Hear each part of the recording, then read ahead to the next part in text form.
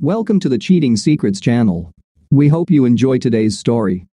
When the critical part of my story began, I was 30 years old, married to the love of my life, Nancy, who was 32. We had two charming daughters, aged 5 and 6, and we had been married for 8 years. I remember praising myself for the right decisions I made in life. This included who I chose as friends in high school and college, the college I attended, the business I decided to pursue, the company I chose to work for, and most importantly, marrying Nancy. The best decision in my life. I met Nancy in the first semester of my college at a business course where she was a graduate assistant.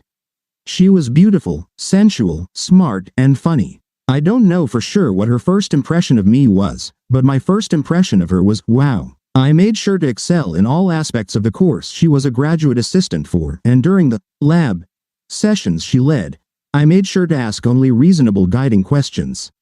Towards the end of the semester, I could tell she was interested by the language of her body. On the first day of the second semester, I asked her out on a date. We had a whirlwind romance, and we got married 2 months after I graduated from college. One thing I quickly learned about Nancy was that she was very stubborn and impossible to manipulate or even reason with if she wanted something. This was not a problem for me, although she admitted it was a serious issue with men she had been involved with before we met. However, what was a problem for me was her obvious need to win at everything, but I loved her so much that I learned to cope with it. After college, I quickly landed a job in the marketing department of a Fortune 500 company, and by the time I turned 29, I was a vice president of a Fortune 1500 company.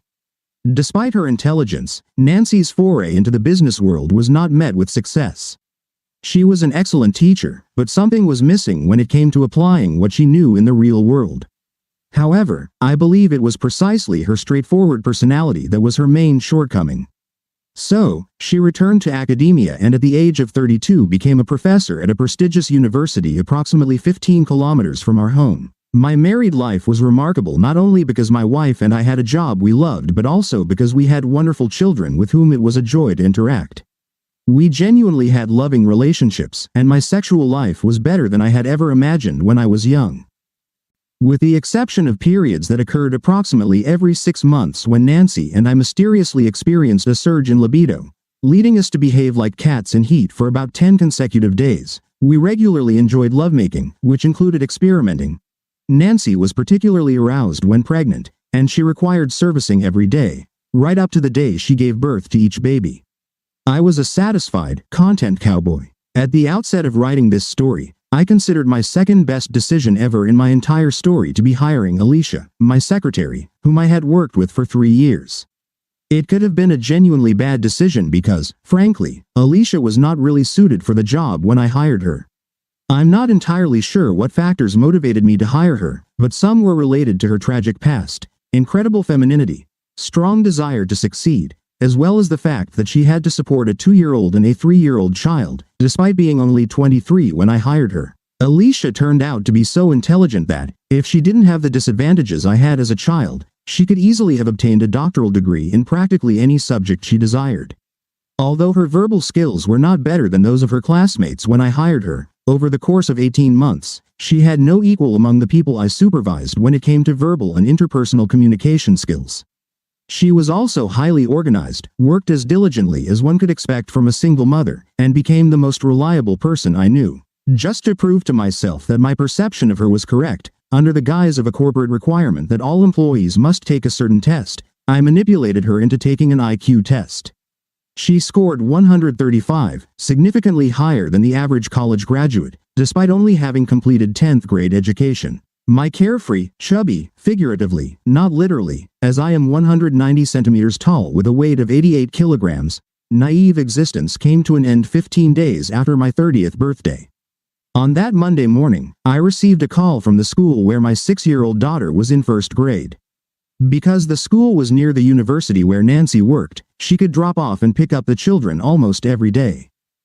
Since Mondays and Wednesdays were her busiest days, I was the primary contact person for the children on those days, so they called me instead of her. If the same thing had happened on a Tuesday, Thursday, or Friday, I might never have found out. My 6-year-old, Elizabeth, simply had some minor stomach issues, but I thought I should take her to the pediatrician's office just in case it was something more serious. I called Nancy to consult with her, but she switched to voicemail. Knowing Nancy's schedule and that she could only have a 10-minute break during the day and where her office was located, I headed to the university as it was on the way to the pediatrician's office, intending to inform Nancy or her secretary. Was Nancy there? That's another story. Imagine my surprise when, approaching the building where her office was located, through the almost concealed side entrance that was never used, I saw Nancy in passionate embrace with another man. I abruptly stopped the car. I looked long enough to see his hands on her buttocks and one of her palms between them at his groin level.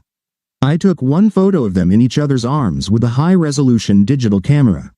I took a second photo when they broke apart with big smiles on their very noticeable and recognizable faces, then drove my daughter to the doctor's office. I was so shocked that if it had been any other doctor's office besides the pediatrician's, they probably would have assumed that medical assistance was needed for me, not Elizabeth.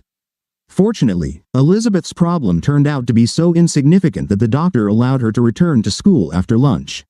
Elizabeth and I went to a diner and had lunch together, sharing her favorite sandwich since I didn't have much of an appetite, and then I took her back to school. When I returned to work, I found my voicemail messages from Alicia, then quickly entered my office and closed the door. When Alicia realized I didn't respond to her 3 urgent calls, she knocked on the door and entered. "What happened, Blake? You look as pale as a ghost. Was there something serious with Elizabeth's health?" she asked. No, I blurted out too quickly. She just had some minor stomach issues, and after lunch, I took her back to school. "Then why do you look like a zombie?" Alicia asked. "You could tell me. You know I'll eventually pry it out of you." Perhaps she was right, but then I wasn't in the mood to talk about it. "Nothing serious. Probably just the same minor stomach issues I had, like Elizabeth." Alicia didn't buy it, but she left my office, and I spent the rest of the day behind closed doors. Actually, working is an euphemism because I got damn little done. That evening, I pretended to have stomach trouble like Elizabeth in front of Nancy.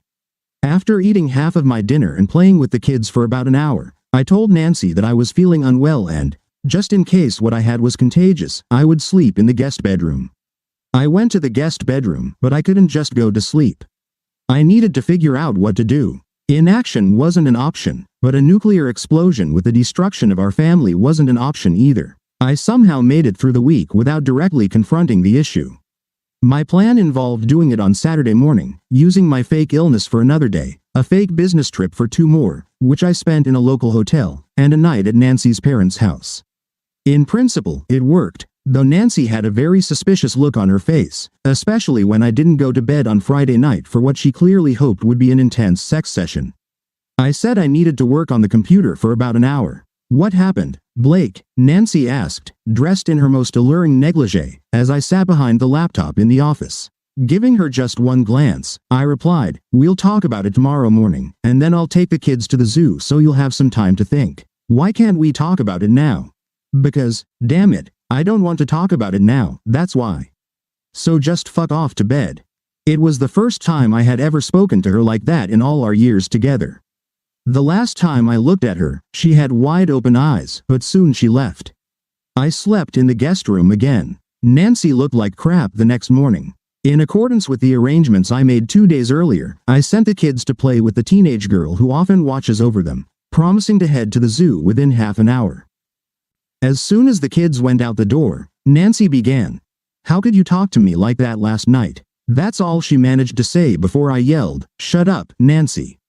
Our conversation will consist of me talking and you listening. This got her attention, and she leaned back in the kitchen chair. "I don't know how long you've been having an affair, why, or what his name is, but frankly, it really pisses me off," I continued. Nancy opened her mouth, as if she were about to deny it, but I slammed my palm on the kitchen table, and she thought better of it. "That's what will happen if you want to stay married. If I ever get any indication that any of our friends or family know about it, I will file the papers the next day. Same if you ever bring him or them into this house." She flinched at the word, "they." "Until I have proof that the affair or affairs are over, you show me a health certificate from the STD testing lab, and tell me how I can regain trust in you, I will sleep in the guest bedroom. When I come back with the kids today, if you haven't told me you're filing for divorce immediately, I intend for our family life to continue as it was before Monday, but we won't be having sex until my 3 conditions are met." With those words, I grabbed the car keys and left. Luckily, it's hard to wallow in depression with young kids around, especially when they're having such a great time at the zoo, so I almost forgot about our situation until returning late that same day. Nancy wasn't home when we arrived. She came back about an hour later, just as I was finishing up cooking spaghetti, meatballs, and salad, to the best of my culinary abilities. She was dressed not in her usual Saturday mom attire, but in a form-fitting dress and heels. After Nancy changed, we had a fairly typical family dinner. After I washed the dishes post-dinner, we played a standard Saturday night family game, watched a children's DVD until one fell asleep, and the other could barely keep their eyes open, and each of us prepared a child for bed and tucked them in. Once the kids were safely tucked in, I changed into my biking gear and set off on a 1-hour night bike ride. When I got back home, Nancy was watching a movie in the living room. She paused the movie, came into the kitchen where I was chugging a liter of iced tea, and said, "We need to talk some more." "No, we don't," I said nonchalantly. Then I went upstairs, took a shower, and went to bed in the guest room. I made sure to lock the door. I heard a knock on it, but tried to ignore it. When it persisted, I turned on the air purifier to drown out the background noise. We had essentially a typical Sunday. I even held Nancy's hand as we walked to church. That day, we went with the kids to a family barbecue with friends, and if anyone there could tell that Nancy and I had issues, they certainly didn't show it. However, I subtly questioned a number of my friends and family members, just to see if there was any chance they knew anything about Nancy's affair. Either my inquiries were too subtle, or no one had the slightest clue. Nancy approached me a few times during the barbecue and hugged me. I always responded with a smile on my face. Nancy made another attempt to continue the conversation on Sunday evening, but I responded to it with another night bike ride and then, after showering, immediately went to bed in the guest room. Many people may wonder why I chose the approach I took with Nancy. There were many reasons for this. Two main ones were that the thought of not being with my kids every day saddened me greatly, and considering how stubborn Nancy was, she could easily push my buttons. We would have had a confrontation from which neither of us would have recovered, and the marriage would have collapsed. I thought that over time the marriage could be saved, but only if I took a firm stand while avoiding a nuclear meltdown. I truly believe that over the next 3 weeks, everyone we knew was fooled into thinking that Nancy and I had the same relationship as before that fateful day. Except for Alicia. Alicia had something like a sixth sense, radar, intuition, or something like that, because she wasn't fooled for a single day. One of the procedures I initiated when I became the vice president of marketing was to cut work in half on Fridays every 2 weeks during the summer. It had such a beneficial effect on morale that during those 34.5 hours that people in my department worked over those weeks, I achieved higher productivity than during a regular 40-hour workweek. On a Friday, about 3 weeks after the incident, everyone else had left except Alicia when she entered my office around 1:30. "Come clean, Blake. I'm not leaving until you do," she said, plopping down in the chair across from my desk. At first, I tried to feed her excuses, but she wasn't buying any of it. "I know you need to wrap up a contract with Jenkins before you leave here today. This is a very comfortable chair, and I won't leave or let you do any work on the Jenkins contract until you come clean about everything." Her crossed arms and legs and her intense, cobra-like stare left no doubt that she intended to do what she said.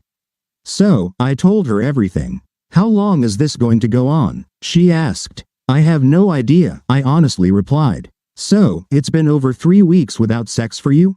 "More or less. I've told you that you pay me enough money, especially with your overly generous Christmas bonuses, that I was able to rent a small house, and now my aunt, the only worthwhile member of my family, is living with me as a live-in nanny?" I was a bit surprised that she brought up such an inappropriate topic. No, I didn't know that, but I'm glad you feel adequately compensated. I've told you it's been 5 months without sex for me, and that the last time wasn't satisfying, right?" she said, spreading her legs and thighs. I mumbled, "That's too much information, Alicia." "Actually, it's not, Blake. Your current situation has given me the opportunity I've been looking for the past 2 years. A chance to change our relationship. You won't be in town next Tuesday evening next week, and you'll take me with you. If you don't do that, you can start looking for a new secretary from Wednesday onwards, after which I'll notify you in 2 weeks." After that stunning statement, she got up, walked around the desk, and planted on me the most passionate kiss that I had ever received in my life. Then she turned and headed for the door. Just before stepping out the door, she said, I know all about the company's policies regarding affairs and sexual harassment. I also know how to handle them. I sat at my desk stunned for the better part of an hour. By the time I had thought it all through, I realized that one of the reasons I might have hired Alicia was that I sensed in her a hidden sexuality that contributed to her incredible femininity. Though Alicia wasn't as beautiful or sensual as Nancy, I had to admit she had a factor that couldn't be properly analyzed but could provoke a strong sexual reaction. I needed to think things over carefully. By Monday, I had several questions and a few decisions based on how those questions would be answered. First thing, I called Alicia into my office, closed and locked the door. "Were you serious on Friday?" "Never more serious in my life. You know, I have 2 young children. I probably won't divorce. What if I reconcile with Nancy and I won't have sex with anyone else but her? I know that. I'm not asking you to fall in love with me. I'm asking you to use me for your sexual satisfaction until your situation changes the way you want it to. How do we get around the policy on affairs and sexual harassment?" I talked to my friend, an employment lawyer, who assures me that everything will be fine if we both sign waivers and commit to confidentiality. If the company tries to enforce the policy against us, we can win in court. Moreover, we both know enough about each other's characters to understand that we can be completely discreet and can trust each other when it comes to honest actions towards each other. If the worst happens, with your brilliant recommendation, I'll find a job somewhere else. I looked at Alicia for a long time, without blinking. She looked back at me. I slowly approached her, grabbed her, and kissed her as passionately as she kissed me on Friday, caressing her buttocks with one hand and her breast with the other. When we broke the embrace, I said, "Get the waiver from your lawyer friend and arrange a joint trip for us on Tuesday. Book 2 rooms in the hotel on different floors, but you won't be using yours." Alicia had a wide smile on her face. She turned and walked out the door, giving herself a pat on the backside before leaving my office. For the rest of the day, no one could feel that anything had changed in our relationship. On Tuesday, Alicia and I behaved very professionally in the limousine to the airport, on the plane to our destination, and in the taxi from the airport to the hotel. After we got our separate keys at the hotel check-in counter, Alicia slipped a $5 bill to the bellhop and asked him to take her suitcases to her room, and we would divide them later. Then she grabbed my hand and led me to the elevator. As we rode up in the elevator, the look she gave me must have been the most passionate gaze in human history. I really don't know how she did it, but within 2 minutes of entering my room, she stripped off all her clothes, all the while kissing or rubbing against me with her hands. While I played with her surprisingly large, considering the conservative clothing she always wore to work, breasts, she pulled down my pants and boxers. "No foreplay this time. I've been waiting for this for 2 years and can't wait any longer," she said. With those words, she jumped into my arms, and I stumbled slightly, pressing my back against the wall. I thought Nancy was passionate. Alicia was in a different league. Somehow we made it to the bed without tripping or falling flat on our faces. Between quick kisses on my lips, she said, "That was really good. Even better than I thought, and that really says something." After thoroughly exploring each other's naked bodies for erogenous zones, I brought her to climax twice. Then we went to Alicia's room. I picked up my suitcase and carried it to the room while she changed for dinner. When we met in the lobby, I was stunned. Who is this sexy demon that has taken over the body of my conservative secretary? I smirked. "Do you like it?" "Understatement of the year," I snorted. "Remember, Blake, no signs of affection." "Got it," I smiled. Then we entered the hotel dining room, not touching each other, and while we were having our dinner, we tried our best not to look like we had just had sex. After dinner, we went for a walk in the local park, and as soon as it got dark, we did have physical contact. When we returned to the hotel, we went to our respective rooms and called our families. About half an hour after I finished talking to Nancy and the kids, Alicia knocked on my door. Alicia and I gently and slowly undressed each other. Then we got into bed, but we didn't have sex. In fact, we made love. Alicia fell asleep with her head on my shoulder, and we were both truly content. After a quick and very satisfying shower sex the next morning, Alicia went back to her room and changed into her typical conservative work attire. We left our luggage with the concierge and headed to the first of our 2 meetings. There was no physical contact between us for the rest of the trip. Before the first meeting, I told Alicia that if she had any comments, she could speak freely. There was no need to pass notes or anything like that. You're smart enough to know what to say and what not to. Don't hide your light under a bushel, I said to her. She beamed broadly when I told her that. Both meetings that day went very well. Alicia was charming and intelligent, and although she played a supporting role, many of her comments were quite substantive.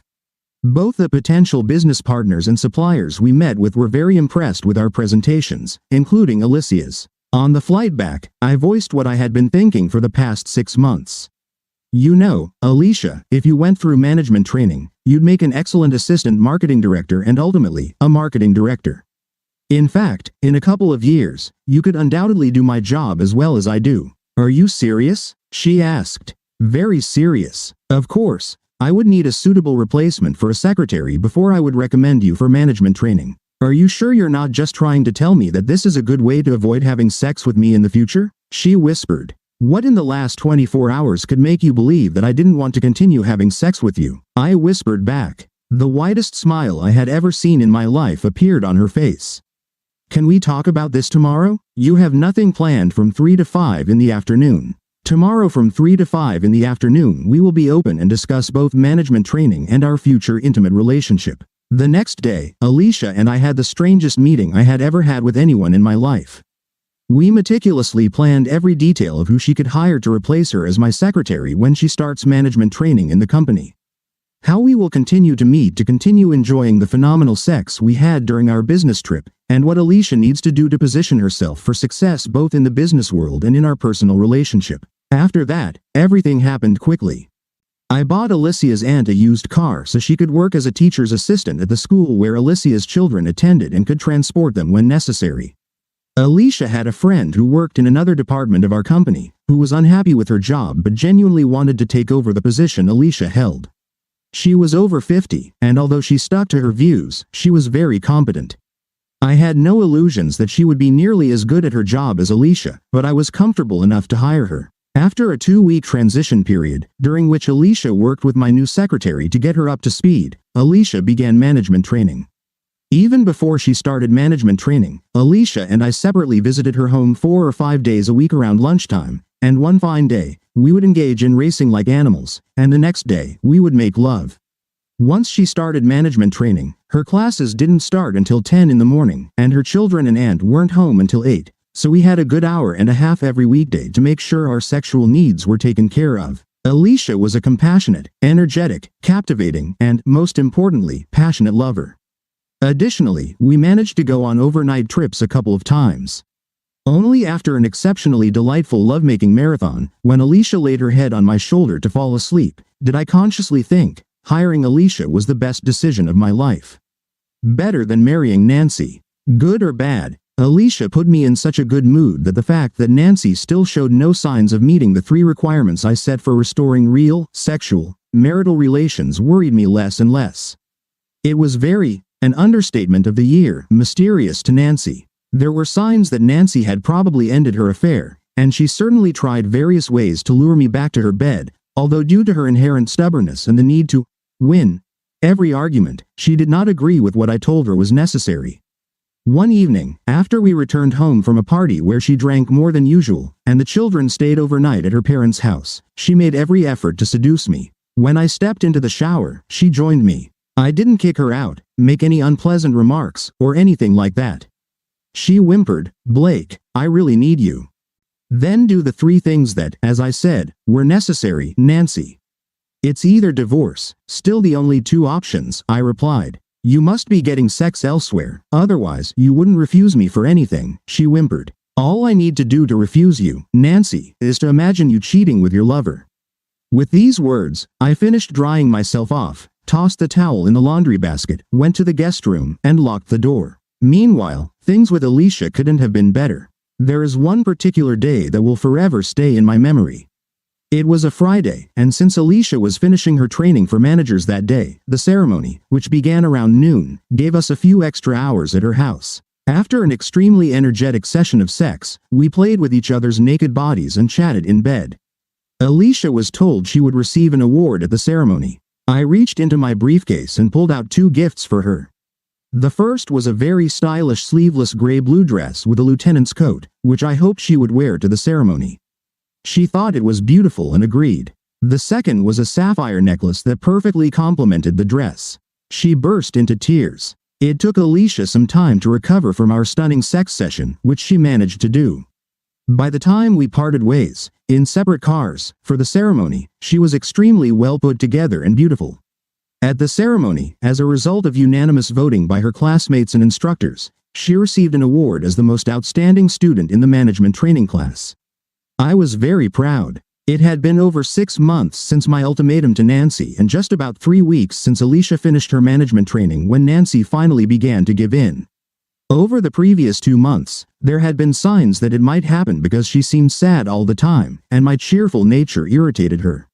One Wednesday evening after dinner, she said, "Blake, this Saturday we can hire a nanny and go somewhere secluded to talk about being together again as a real married couple. I fully intend to meet the 3 conditions you outlined and which I will never deviate from. Although I don't like them, I need some recommendations." "Of course, I'll take care of everything," I replied with a smile on my face. When Alicia and I met the next morning, I told her straight about my conversation with Nancy. By that time, I had genuine feelings for Alicia. It's impossible to have very satisfying, actually impressive, sexual relationships with someone you respect and not develop real feelings. However, if Nancy was indeed serious, I was especially obliged to our children to restore our marriage to normalcy. Alicia cried a little. I wiped away her tears. "I knew this day would come, Blake, and it's going to be very hard for me. But I understood the situation I was getting into, and I cherish the last few months spent with you so much that I could enjoy them for the rest of my life. But let's not waste the time we have left until your situation is completely resolved." That Saturday, Nancy and I went to a strange place, considering the type of conversation we were about to have, a minor league baseball game. There were hardly any spectators on one side of the stands, so we went and sat there. In fact, it was probably the most secluded place possible, and the atmosphere around us was more likely to reduce rather than increase stress. If things went wrong, chances are nobody would find out. Whereas, if we were in a fancy restaurant, there could have been a scene. "First of all, Blake, I want you to know that I never stopped loving you. However, after my second pregnancy with Joyce, you remember how excited I was during it?" she said with a pensive smile. I nodded in agreement. Sometimes I had these flashes where I either couldn't control myself or could barely control myself, and I would spontaneously orgasm, or I had to relieve myself instantly with my fingers. It was during one of these moments, in my office, that I was found by one of my married colleagues, William. I have very vague memories of the surrounding circumstances of what happened, but the gist of it is that we had extremely passionate animalistic sex. After that, whenever I had these flashes, and he was around, we would have intercourse. Nancy looked down at her hands and quietly sobbed for a few minutes.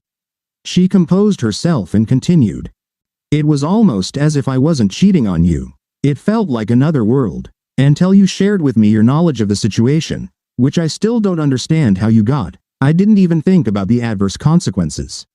Then, when you, quite rightly, for which I don't blame you, laid down the law for me, my well-known personal flaw of always having to win arguments and my stubbornness made me strengthen my relationship with William. Instead of immediately ending it, only after 2 months of contemplation did I realize that I would lose you if I didn't start acting rationally.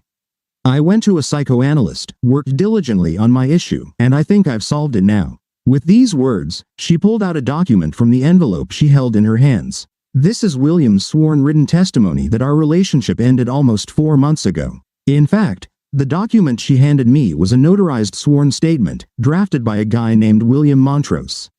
Attached to the notarized sworn statement was a photograph. It was the same guy the first saw Nancy in a tight embrace with on that fateful Monday. How did you manage to get him to sign this?" I asked. "I told him that if he didn't do it, I would tell his wife about our affair. He really didn't want that, and after I assured him that if there were any adverse legal consequences after you reviewed the sworn statements, I would ensure his financial security," Nancy replied. "I suppose he was your only lover, Nancy?" "Yes, I assure you," she replied, tears in her eyes. "That resolves issue number 1. What about the health certificate from the venereal disease testing laboratory and how can I regain your trust?" I gently inquired. With these words, she handed me a second document from the envelope. It was a complete set of disease tests. In fact, 2 different ones. The first was dated a day after William Montrose signed his sworn statement, with results provided a week later, and the second was dated 10 days ago, with results provided yesterday. Both times, she received a completely clean bill of health. That resolves problem number 2, I smiled. Point number 3. How to regain your trust is trickier, Nancy admitted. Tell me, is this enough? She asked, handing me a 2-page document. On the first page was a statement she signed for her psychiatrist, authorizing him to provide me with any information I request. The second was a notarized written testimony from the psychiatrist stating that she did not believe Nancy would stray from the path again, and that in her opinion, the issues Nancy faced, which accelerated and prolonged the affair, were no longer a problem. Is this enough? She asked expectantly. I've been pondering over this third point long and hard for the past 6 months, especially in the last few days when it seemed like Nancy was finally ready to capitulate. This is a very good start, Nancy. Perhaps it would have been enough if you had given me this a couple of weeks after we talked. However, since it took you 6 months to reach this stage, upon careful consideration, I have concluded that I require something more.